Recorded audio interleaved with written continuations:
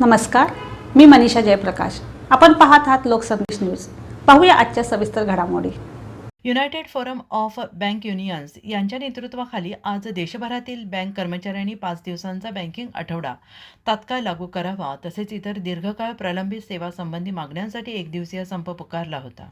या संपाला प्रचंड प्रतिसाद मिळालेला होता. सार्वजनिक क्षेत्रातील बँकांमधील कर्मचाऱ्यांनी मोठ्या संख्येनं सहभाग घेतल्यामुळे बँकिंग व्यवहार मोठ्या प्रमाणात विस्कळीत झाले. सुमारे 200 बँक कर्मचाऱ्यांनी एकत्र येत जोरदार निदर्शने केली. यावेळी वर्क लाईफ बॅलन्स, कामगारांचा सन्मान तसेच शासन आणि प्रशासनाकडून दिलेल्या आश्वासनांची अंमलबजावणी यासाठी तीव्र घोषणा देण्यात आल्या. मोर्चादरम्यान कर्मचाऱ्यांनी घोषणाबाजी करत केंद्रीय अर्थमंत्री, अर्थ मंत्रालय, बँक व्यवस्थापन तसेच संबंधित सर्व निर्णयक्षम यंत्रणांचे लक्ष वेधले. वाढता कामाचा ताण, कर्मचारी कमतरता, वाढलेल्या जबाबदाऱ्या आणि सातत्याने येणारा मानसिक दबाव यामुळे बँक कर्मचारी तणावाखाली काम करत असल्याचे यावेळी निदर्शनास आणून देण्यात आले. 5 दिवस बँकिंग ही सुविधा नसून बँक कर्मचाऱ्यांचा हक्क आहे असं आंदोलनकर्त्यांनी ठामपणे नमूद केलं आहे.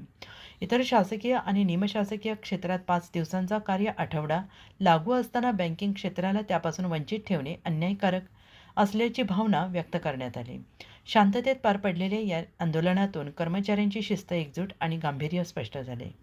त्यावेळी State Bank of India officers असोसिएशनचे क्षेत्रीय सचिव Suhas Khendre, Hemant Nage, State Bank of India staff युनियनचे अध्यक्ष सुनील शिंदे, सचिव Sagar Nevse, Bank of Maharashtra staff युनियनचे ब्रह्मानंद गुज्जर, बँक ऑफ इंडियाचे प्रसाद किरपेकर, बँक ऑफ बडोदाचे पंकज घोरपडे यांनी संयुक्तपणे आपली भूमिका मांडली.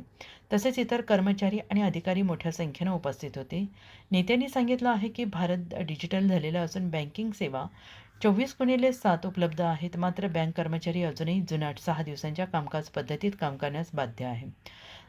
सरकारी कार्यालय आणि कॉर्पोरेट क्षेत्रासह अनेक क्षेत्रात आधीच 5 दिवसांचा आठवडा लागू करण्यात आलेला आहे. त्यामुळे बँक कर्मचाऱ्यांची ही मागणी पूर्णपणे न्याय्य आणि फार पूर्वीच मान्य होणे आवश्यक होते. युनियन प्रतिनिधींनी स्पष्ट केलं आहे की 5 दिवसांचा बँकिंग आठवडा लागू केल्यास उत्पादकता कमी होणार नाही. उलट कार्यक्षमता, जबाबदारी, कर्मचारी कल्याण आणि ग्राहक सेवा अधिक सक्षम होईल. मात्र सरकार आणि इंडियन बँक्स असोसिएशन यांनी वारंवार दिलेल्या आश्वासनानंतर अद्याप कोणताही ठोस निर्णय न झाल्याबद्दल तीव्र नाराजी व्यक्त करण्यात आली. UFBUने इशारा दिला आहे की जर मागण्यांवर तातडीनं सकारात्मक निर्णय घेतला गेला नाही तर येत्या काळात आंदोलन अधिक तीव्र करण्यात येईल आणि हा संप शांततेत पार पडला. मात्र सरकार आणि बँक व्यवस्थापनांना एक ठाम संदेश देण्यात आला. आपण आपला स्टँड सोडलेला नव्हता. त्यामुळे हा स्टँड आज होते. सर्वजण इथं आलाय.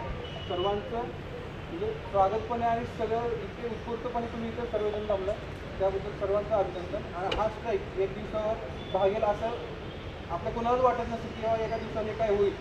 इथून पुढं सुद्धा ज्यावेळी युनियन आपली असोसिएशन राष्ट्रीय पातळीवर जी काही कॉल दिसतील त्या प्रत्येक कॉलला आपण पॉझिटिव्हली अशा प्रकारे रिस्पॉन्स करायचं हे सगळ्यांनी मनात ठेवा.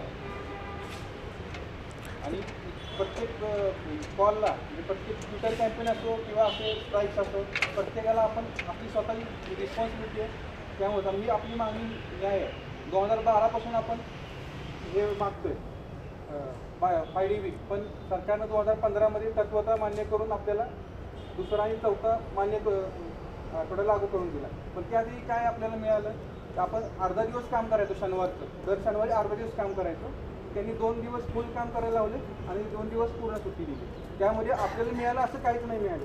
आणि ह्या स्ट्राईकमध्ये सुद्धा आपण उलटं मान्य केले की 40 मिनिटं आम्ही एक्स्ट्रा काम करू, तरीही ते लोक द्यायला तयार नाही आहेत. त्यासाठी आपला हक्क मागण्यासाठी आपण इथं आलो. आज स्वतः सेंट्रल गव्हर्नमेंट, आपली सगळ्यांची सेंट्रल बँक म्हणली जाणारी RBI, SEBI, परत शेअर मार्केट, LIC, GI आपण वाट बघत होतो गेले 2 वर्ष तरी. तो दिवस आज आलेला आहे. डिसेंबर 2023मध्ये UFBU आणि IBA यांनी एक MOU साईन केला की आपल्याला 5 दिवसांचा आठवडा ते देतील म्हणून. ते आपल्या 8 मार्च 2024 रोजी झालेल्या बायपार्टेट ॲग्रीमेंटमध्ये ते तत्वता मान्य केलं गेलं. पण तरीही आज आपल्यावर ही वेळ आलेली आहे. कारण का तर तिथनं पुढं सुद्धा ही टप्प्याटप्प्यानं मिटिंग्स होत गेल्या. प्रत्येक मिटिंगमध्ये फक्त निव्वळ पोकळ आश्वासनं दिली गेली, त्यामध्ये काहीही फलद्रूप मिळालेलं नाही. त्यामुळे आज आपल्यावर ही स्ट्राईक करायची वेळ आलेली. गेले 22-23 तारखेला 2 दिवस मिटिंग झाल्या, पण त्यातनं पण